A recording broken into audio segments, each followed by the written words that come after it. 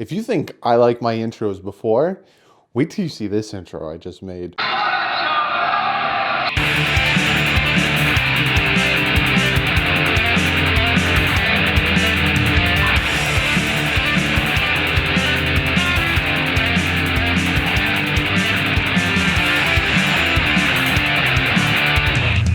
What is up, Finn fans? Hope you guys enjoyed that new intro from that, very, very tasty Miami Dolphins win over the New England Patriots. It's been so long. Actually, the Dolphins have never beaten Tom Brady in Foxborough. So I just have to bring that up one more time.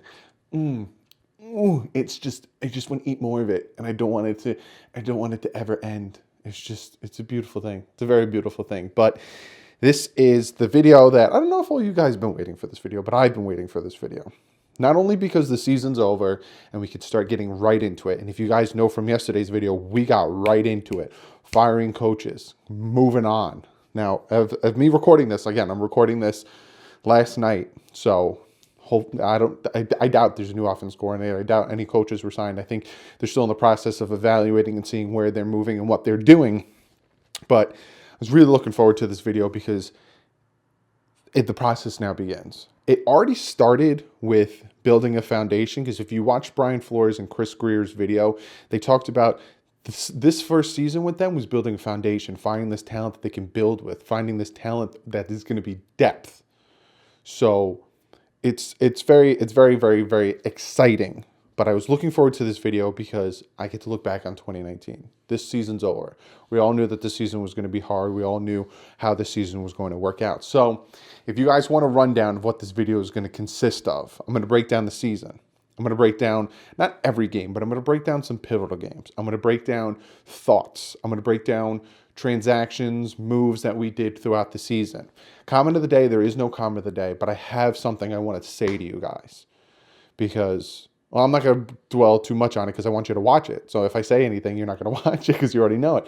But I have something that I want to say to you guys specifically, all of you subscribers. I'm looking at every single one of you.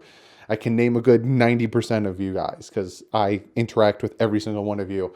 I have something I want to say to you guys. So stick around for comment of the day or fast forward to comment of the day. But let's jump into it. Let's jump into this video. And this season was crazy. This season was absolutely crazy. At some point, we'll look at transactions that happened free agency, right? We didn't make a big splash in free agency. We didn't make big moves in free agency. We weren't going after the top guys. For one, we didn't have that much money to go after top guys. We had Ryan Tannehill under contract for about $20-something million. We had I think Cameron Wake is a free agent, but we had all these players that were taking up a big chunk of money. We even had players like Ndamukong Suh that wasn't on the team anymore that was still taking up a chunk of money. So we didn't have enough money to be big players, but we also needed to start trimming the fat, getting rid of players that didn't want to be part of the team and be part of this rebuild. So a lot of things started happening. Traded Ryan Tannehill to the Tennessee Titans. We picked up, I think, a 4th-round pick in that move from the Tennessee Titans. So there was a move there. Then we traded Robert Quinn to the Cowboys. Another move that happened. We got a 5th for that. Some of you guys thought we could have got more because he had a big sack year this year. When he was with the team, he didn't have a good of a year as he is now. So to say that we should have got more for him is hindsight. A lot of what could happen is hindsight. We cut Deion Branch, who signed a big contract. Nothing happened there. A lot of offseason moves. We pick up players. We pick up Sam McGuavin. We sign Eric Rowe. We pick up Ryan Fitzpatrick. There's a lot of moves that happened. We took Devontae Parker. We rescinded his 5th-year option and gave him a 2-year contract in the offseason to say, hey, we have a little faith in you. We got a little faith in you. Gave him a little, but then all of a sudden we pay Xavier Howard I think it was before training camp when we paid Xavier Howard, gave him his contract. Started doing some things, started making some moves. And this is all in the offseason. We traded for Josh Rosen, which at first I did not like the move. I did not like the move of trading for Josh Rosen. I was very upset about the trade for Josh Rosen. How do I feel now that it's all said and done? I still wouldn't have traded for Josh Rosen. After thinking about it, I said, let's give the man a chance and let's see how he does. And he had really great games in the preseason. But in hindsight, I kind of wish we took that second round pick and used it and got Nokovic, who's on the Patriots. I wanted to pick him up or get a defensive tackle, get an offensive tackle, get somebody. You know, I still wouldn't have traded for Rosen. If you want my God's honest opinion, I might rub some of you guys the wrong way, but that's personally how I feel. Now, they, like I said, weren't big splashy moves. When we signed Ryan Fitzpatrick, I kept saying to you guys, I kept saying this time and time again. A lot of people want to say that we're tanking. A lot of people say that we're throwing the season. A lot of people were saying a lot of things. I said to you guys, if that's the case, they shouldn't have signed Ryan Fitzpatrick. As I said to you guys, Ryan Fitzpatrick on his own is going to win you 4 to 5 games. You can go back and watch the videos. He's going to win you 4 or 5 games on his own, and that's exactly what he did this season. Win to 4 to 5 games. But again, that's for another video because I'm going to be making another video sometime this week about the surprises and the letdowns of this team. So that was the out-of-season moves. Then all of a sudden, preseason came. All of a sudden, we're getting ready towards the season. You're thinking to yourself, hey, this team's playing pretty good in preseason. This team did really well against Jacksonville that third week. This team looks good. And then the ball dropped. We trade Kiko Alonso to the Saints for Vince Beagle. Great move. That's a great move in hindsight because Vince Beagle is having a way better season than Kiko is with the Saints. And then it happened. Then the move happened that will completely change maybe the history of this organization, for good or bad, we don't know yet, but completely changed the season for the NFL in a whole, is when the Miami Dolphins traded when the Miami Dolphins traded Tunsil and Kenny Stills to the Houston Texans for two ones, 1 2, and I think we gave them a 4th and a 6th or a 7th for next year or the year after. Changed it. Because in all honesty, if Tunsil and Kenny Stills doesn't go to the Texans, I don't know if the Texans would win the division and be at where they're at now. Also, if Tunsil and Kenny Stills are on this team, we might have won more games. The Miami Dolphins wanted to keep Tunsil. That was a thing that was talked about time and time again. The Miami Dolphins wanted to keep Tunsil. But you offer up 2 first-round picks. Even Tunsil said, it's hard to say no to that. Dolphins didn't want to trade Tunsil. They didn't. They were like, the Texans, again, I'm going to talk about this briefly because we talked about this 5,000 times. The Texans wanted Tunsil. We wanted Jadeveon Clowney. We weren't giving up Tunsil, but we wanted Clowney. We were trying to figure out some scenario, what we could do, and it pulled that trigger. And then all of a sudden they were like, wow, yeah, the Dolphins are tanking. The Dolphins are going to completely demolish this team, and it's a disgrace to the NFL, and it's a disgrace to football. And then we signed 14 players that have never been on the team right before the season starts. And what are they doing? This is a disgrace. Then the season starts. We get blown out by the Baltimore Ravens. We have a decent showing against the Patriots. Again, held them to 13 points by halftime. Saw what happened when we actually get our mojo going. Faced the Cowboys. That wasn't a bad game. Chargers, we were in that one. You know, we start 0-7. But when we started 0-2, we had a ton. I made a video about this. We had a ton of reporters, analysts, beat writers, all these guys saying, what is this team doing? This is against what football should be. They're putting their players' health in lines. I can't believe they would do this. What a piece of crap organization. I can't believe Brian Flores would allow this. We go 0-7. Then, in that 0-7 stint, some players are upset. Mika Fitzpatrick doesn't want to be on the team anymore. He was showing his displeasure in the offseason about playing multiple positions. Again, even though in college he played multiple positions, even when he came out in the draft, they asked him, hey, which position are you going to play with the Dolphins? Why would they ask him that question if he wasn't a multiple position player? But again, the Dolphins are the bad guys, even though Brian Flores was literally taking everybody, every single person on that defense and making them learn different positions. They had Rashad Jones learning linebacker stuff. They had Bobby McCain going from slot corner to safety. They had Eric Rowe playing multiple positions. They had the defensive ends, outside linebackers, learning each other's positions. Everyone was learning all the positions. Ryan Fitzpatrick didn't like it. He had his mama talk about it in the offseason, and it came to a head where the organization sat down with Mika Fitzpatrick and said, we want to keep you. What can we do to keep you? And he said, nothing. I want to go. So we traded him to the Steelers. We gave him to the Steelers. They gave us a 4th, and we gave them, I think, our 4th this upcoming draft, 2020, for a 1st. Now, if you want my God's honest opinion, I think he didn't want to be part of a rebuild. I think he wanted to be part of a team that's going to win now. He went to the wrong team because they didn't have a quarterback, and that really hurt them not having a quarterback. I made a video saying that. I got ripped apart by Steelers fans, but I ended up being right that they needed a quarterback. We'll see what happens when Ben Roethlisberger comes, but he left the Dolphins to be part of a winning organization. They're not in the playoffs. Funny how that works. And then Kenyon Drake was traded to the Arizona Cardinals. And that one I understood because the Dolphins wanted to keep Kenyon Drake, but Kenyon Drake didn't want to re-sign with the Dolphins. He wanted to test free agency in the offseason. So Miami Dolphins' mindset is at least get something for him. And we got a 6th, which I will talk about all our draft picks, is actually now a 5th because he did so well. So they actually made out. We got our pick back that we sent to them for Josh Rosen. And then we go and face the New York Jets. We go take on the Jets at home. And we win. Now, all of a sudden, we get ripped apart. The Dolphins don't even know how to tank properly. The Dolphins don't even know what they're doing. The Dolphins are stupid. And then we win again. And then we win again. And now all of a sudden, people say how dumb this organization is. Oh my God, we're going to have another year of mediocrity. We're going to have this, we're going to have that. And it just keeps going where the Dolphins are like, we never said we were tanking. We never said we were purposely losing for one player. The name of that player never came out of this organization's mouth. So we kept winning. And Brian Flores kept getting his guys to buy in. And that's what Brian Flores was doing in the offseason. Keeping the guys that would buy in. Keeping the guys that would play as a band of brothers. Keeping the guys that would play together. And once they started playing together, the Nick Needhams, the Iguavins, the Bakers, the Ginkles, the Beagles, the Gaskins, the Lairds, the Devontae Parkers, Preston Williams when he was still playing. Alan Hearns showed up.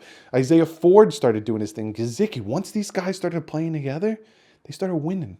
They started beating teams that the Dolphins, they didn't think come week 4, Dolphins aren't winning a game. They might win one game if they're lucky against the Cincinnati Bengals. If they're lucky, maybe the Redskins, maybe the Giants. If they're lucky, we win 5 games, and 3 of those games are against teams that you would have never thought come week 4 that the Dolphins would have beat.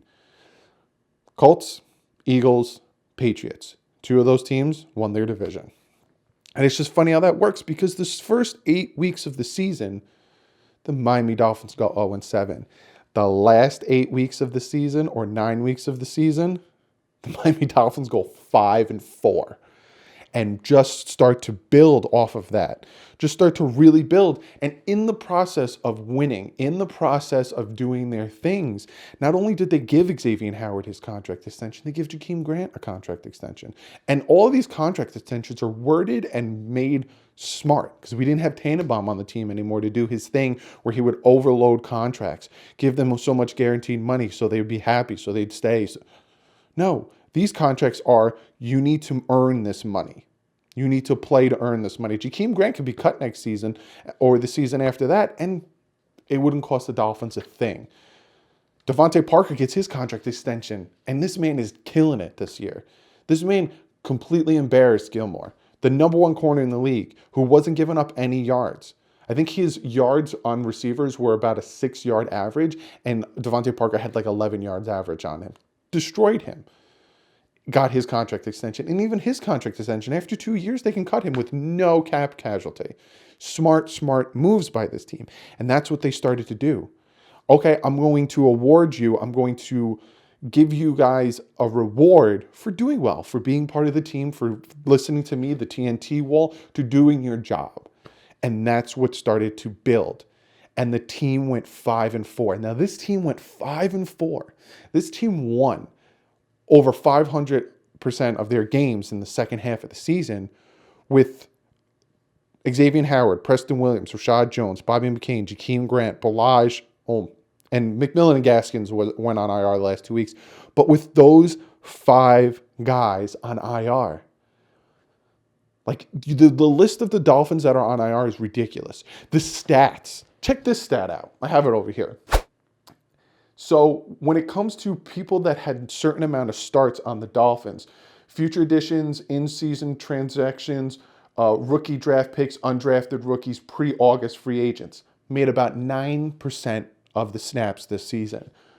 In-season free agents and incumbents essentially picked up throughout the season in waivers and claims and stuff, 37 and 22% of the snaps. So the guys that were winning these 5 games for the Dolphins, going 5-4, weren't even on the team at the beginning of the season. We're coming in, listening to Brian Flores, fighting for their jobs, fighting for their future, and doing their thing. And that's what Brian Flores wants. He just wants you to fight for this team and fight for each other and work together as a band of brothers. So the season in a whole started hard. You guys know, you guys are Dolphin fans. The season started hard. Going 0-7 and having to listen to everyone make fun of us, listen to everyone rip on us, to listen to fellow Dolphin fans talk about this team is incompetent, this team sucks, I can't deal with it, this and that, was hard. But then all of a sudden we start winning and you still hear it. You start to hear it even more because now we're incompetent. We don't know how to tank properly. We don't know how to do this. But after that Patriot win last week, yesterday for me, it was Sunday for you guys. You start to see it now. People start to understand what this organization is doing and what they're building on, because these guys that won these 5-4 games, because these guys that we picked up, that we claimed, that have only been on the team from some of them for about 2 weeks, are now depth. They're now depth on this team, and this Dolphin organization, this Dolphin team has never had depth. A tackle goes down, a corner goes down, anyone goes down with injury, we were screwed. Now, all of a sudden, we have depth.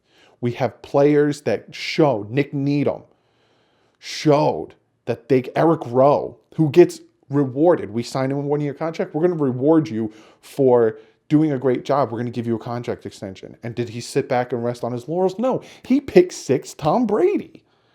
The last time that happened was, I don't know how many years ago. We are rewarding you for doing your job. We are rewarding you for killing it. No one thought you could do it. No one thought around here you can do it. And you proved us wrong. Here's a nice contract. Thank you. And keep busting your hump. Because now we have the depth. We have Sam McGuavin, Jerome Baker. Ginkle was doing great. Beagle's doing great. And he wants a contract extension. The man better get a contract extension. All these guys are doing great. And it's just showing that this season was about building a foundation. And they built it. They built this foundation. Because they got the foundation. Now they're going to build upon it. The future of this team is absolutely ridiculous. Now, let's talk about the draft picks. Before I get into the future of this team, let's talk about the draft picks. Now, what the Miami Dolphins have is 14 draft picks as of right now, because the comp picks were not officially announced, but they were announced. So the Miami Dolphins have 3 first-round picks, number 5, number 18 from the Steelers, and we don't know which one is from Houston. Then we have number 39 and the one from the New Orleans Saints that we got for trading back. Then we have number 70 in the 3rd round. We have no 4th-round pick, but we get a comp pick from Jawan James going to the Denver Broncos. Should have been a 3rd, but he didn't play enough, which I think is a stupid rule. So it fell down to a 4th pick. Then all we have, the 4th pick. Yes, 4th pick. We could have had more 4th-round picks, but we traded both ours and the one we got from the Saints to the Texans and the Steelers for that 4th pick, if I'm correct. But we should have had 3 4th picks. We traded 2 of them away. Now we just have a comp pick. Then we have 4 5th-round picks. We have 135, 145, and 148, and then the comp pick for Cameron Wake signing with the Texans. And one of those 5th picks is the Cards pick that they traded us for Kenyon Drake. That became a 6th to a 5th. Then we have 2 6th-round picks, a 166 and 178, and we have 1 7th-round pick that is going to be the Kansas City Chiefs pick for Lucas, the safety we traded them. So 14 draft picks. Now, we're not going to pick all 14. We'll probably take some of those 5ths, move up, maybe back into the 4th, maybe move into the 3rd. We have 6 picks in the first 3 rounds, 122 plus million in cap space. The future of this team is so ridiculously bright. Like I said, we built a foundation. We won 5 games, 2 games against division champions with nothing, with guys that we've been picking up throughout the season. And we are finding these gems. We are finding these guys we can build off of. We are finding these guys that are going to continue to work. If you're not working for us, if you're not doing your job, and if you're struggling, you're gone. Look at Nick O'Leary against the Steelers. He had a bad game. Yes, he had a great season last year. He was our best tight end. Not anymore because Gesicki's stepping up.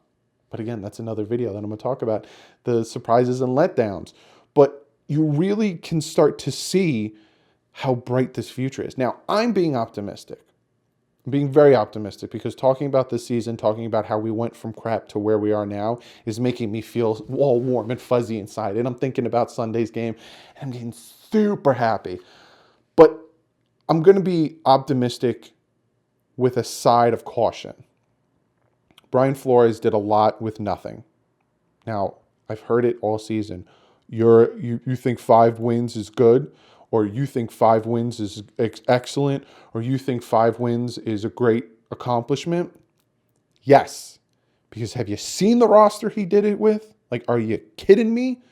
Look at other teams around the league. The Cleveland Browns, who have a superstar team, had 1 more win than the Miami Dolphins. 1 more win than the Miami Dolphins. Like, you look around the league at teams that have 1 or 2 more wins than the Dolphins. And look at the star power that they have on their team. The difference is their 1 or 2 wins is because of the star power. If they had the coach that we have, they would have more wins. And that's just me saying that. But again, I'm going to jump on the side of caution.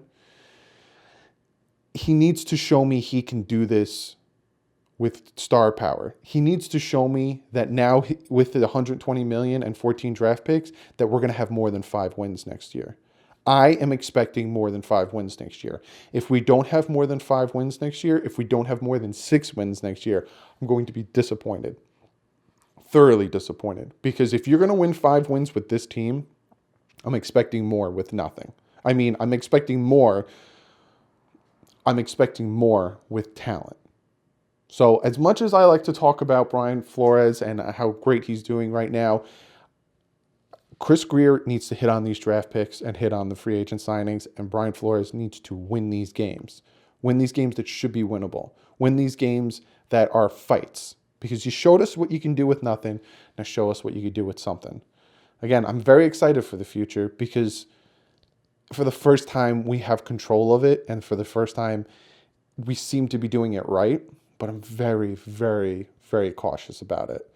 You guys know my motto. I'd rather be surprised than let down. I'm not going into next year thinking it's going to be 11-5, 12-4 division champs. I'm not thinking it. I'm going into next year expecting 7-8 wins. That's what I'm expecting. I expected 6 wins this year with the before we traded Tunsil, and we got 5. So you guys know how I am. But this season was a roller coaster. It really was a roller coaster. It was downs, and then we started progressively going up. We hit a few down bumps, but we progressively going up, and we ended the season on the highest note I possibly could think of. It's not a Super Bowl, but when you started the season the way we did, the way we ended the season is the highest note you possibly could think of. But be sure to comment below. Let me know what you guys think of 2019. Let me know what you guys think of what I had to say about the draft picks, about these guys having to do their job, hitting on the draft picks, hitting on free agency, keeping and holding Flores accountable for the next season, next 2 seasons. Be sure to comment below, and I'm going to get into my spiel that I was telling you about. Now, like I said, 2019 was a tough season. And for my comment of the day, I always do this to you guys, and I always get mushy, and I always want to thank you guys, but I really do.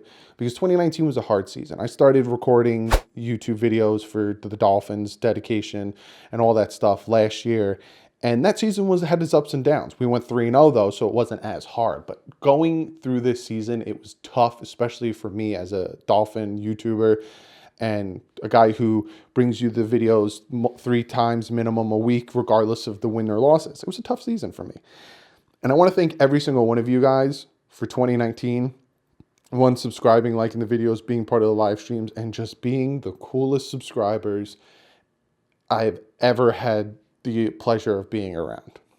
I met some of you great guys. A lot of you great guys gave me a ton of this stuff. There's so many of you guys that I would like to thank, but I don't have you. It's too many to remember. It's really too many to remember. Me and TD do collabs. Me and K Flex and do collabs. Me and Great One, like great. The Dolphin community, YouTube community is so connected. It's so awesome. I'm meeting guys like The Entertainer. I've collabed with other YouTubers. I had Jordan make me some great artwork. That's my banner. I've met a ton of you guys. I met Little Lauderdale at a game. That is just the tip of the iceberg. That is just the tip of the iceberg for what this channel is.